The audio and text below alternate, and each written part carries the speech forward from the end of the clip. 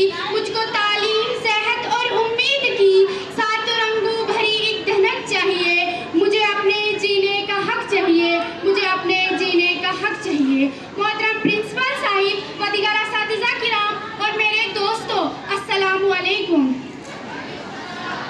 آج میں جس موضوع پر لب کشائی کرنے جا رہی ہوں اس کا عنوان ہے عالمی یوم ماحولیات۔